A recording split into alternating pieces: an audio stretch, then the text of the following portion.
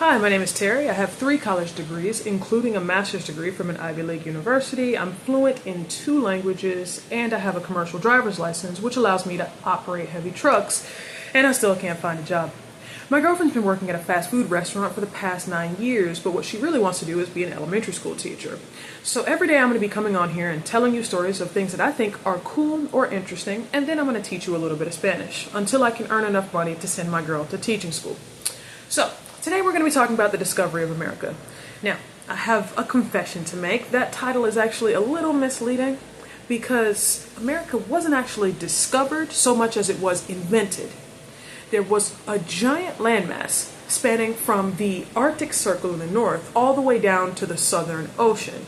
That landmass contained 2 continents and several small islands, all of which were inhabited by people for a very long time. But that landmass didn't have a name.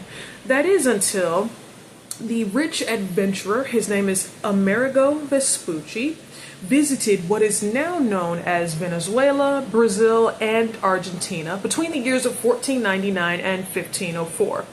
And he created a map to document what he found.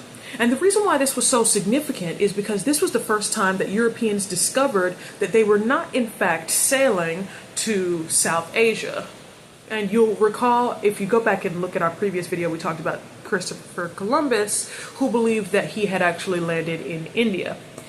If you haven't seen that video, I'd recommend you go back and watch it. But after that, about a century later, 2 other map makers feminized the name Amerigo and turned it into America, and then placed it on their own maps. Now, that name America was originally applied to what is now known as South America, and it was later expanded to refer also to North America, which is what most people refer to when they use the term America.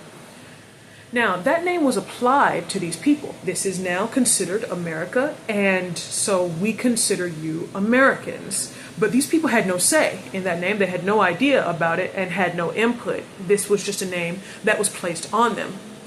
But the name inspired inspiration for Europeans to be there. All of a sudden, now that this place has a name, they felt that that's where they should go and inhabit and occupy that land. First, it was the Spanish and Portuguese people.